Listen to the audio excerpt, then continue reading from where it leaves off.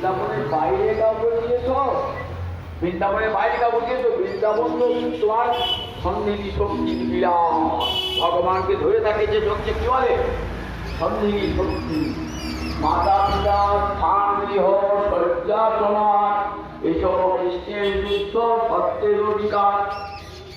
বৃন্দাবতা মাতা পিতা শয্যা আসন থাকবার জায়গা সব কি বলে ভগবানের তিনটে শক্তি সন্ধিনী সম্বিত হ্লাদিনী।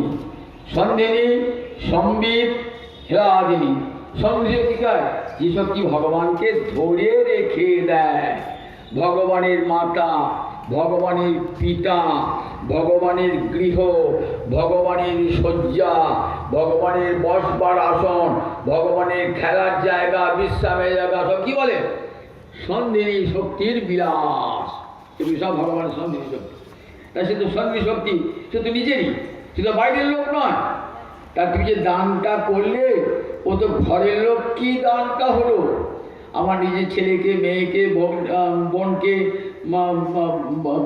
ভগ্নীর পতিকে দান করলাম, সব বাইরের লোককে দান করেছি কি? গোবিন্দ মনে ভাবছেন সত্যিই তো, তা তোমার দান করা হয় নাই। আমার যে দানটা হয়েছে নিজের ঘরের মধ্যেই দানটা হয়েছে। তা এই দানটা এবার করতে হবে।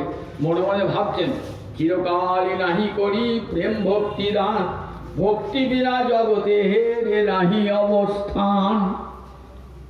ভক্তি বিনা জগতে নাহি অবস্থান। জগৎকে ভক্তি না দিয়ে পারে জগতের জীব আত্মস্বরূপে প্রতিষ্ঠিত হতে পারবে না এবং মুক্তিও হবে না জগতে। আমি যে নিত্যকালের কৃষ্ণ দাস, এটা কখন উপলব্ধি হবে? যখন জীব প্রেম ভক্তি লাভ করবে, তখন নিজের স্বরূপটি উদ্ঘাটিত হবে। তাই প্রেম ভক্তি দান করবার জন্য ভগবান কেমন করে এলেন বলুন দেখি। ভগবান বলছেন কলিতে আমাকে যেতে তো নিষেধ করেছে, কি করে যাব নারদ? তা বললে তুমি নিজেকে ঢাকা দিয়ে যাও, যেন তোমাকে কেউ ভগবান বলে জানতে না পারি। তুমি ছদ্মবেশে যাবে, ছদ্মবেশে যাবে, যেন তোমাকে চিনতে পারবে না। কিরকম ছদ্মবেশে যাবো আমি? বললেন কেন? বলে আমার কালো বরণ ধরে ফেলবে তো। বলে ওই কালো কৃষ্ণ এসেছে। বললেন কেন গো? ছদ্মবেশে যাবে। এবার কি করে যাবে? ওই রাধা রানীর গৌর হেম বরণ ঢাকা দিয়ে এবার ভক্ত সেজে যাবে। রাধা রানীর হেম বরণ দিয়ে নিজের কালো অঙ্গটা ঢেকে এবার ভক্তের ছদ্মবেশে হরে কৃষ্ণ কৃষ্ণ কৃষ্ণ হরে হরে, হরে রাম রাম রাম হরে হরে, এমনি করে জগৎজীবকে প্রেম ভক্তি দান করবে। প্রেম ভক্তি তো ভগবানের ভাণ্ডারে নাই।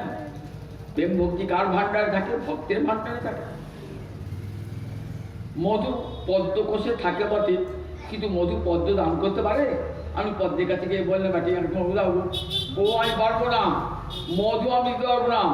মধু পেতে গেলে কোথায় যেতে? মধুকরের কাছে, ভ্রমণের কাছে যেতে, মৌমাছির কাছে যেতে হবে।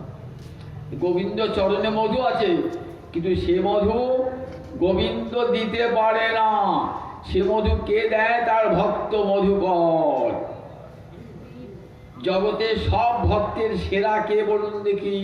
রাধা রানী। জগতে যত যত ভক্ত আছে দেখবেন, আমাদের সনাতন গোস্বামীদের একটা বৃহৎ ভাগবতামৃত গ্রন্থ আছে, বৃহৎ ভাগবতামৃতম। শোনাবে ভালো করি। সনাতন গোস্বামী বলে সুখদেব যখন চলে গেলেন 7 দিন ভাগবত পাঠ করে না, তখন পরীক্ষিতের মা এসেছে। পরীক্ষিতের মায়ের নাম কি? উত্তরা।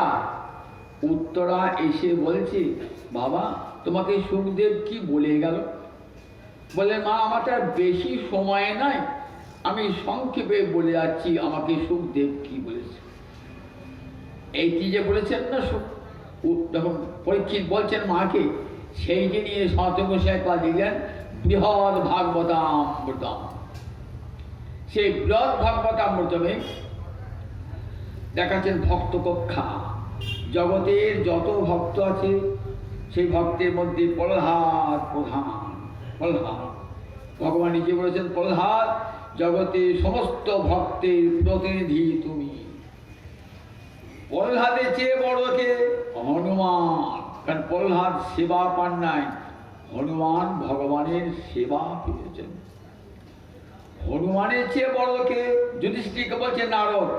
নারদ বলছেন যুধিষ্ঠিরকে, যুধিষ্ঠির শুনছেন, আহা যদি প্রহ্লাদের মতো হতে পারতাম, যদি হনুমানের মতো গোবিন্দ সেবা পেলাম না। যুধিষ্ঠির ভাবছেন, মহাভাগবত যুধিষ্ঠির মনে ভাবছেন, বলেন শুনুন মহারাজ, আপনারা হনুমানের চেয়েও বড়।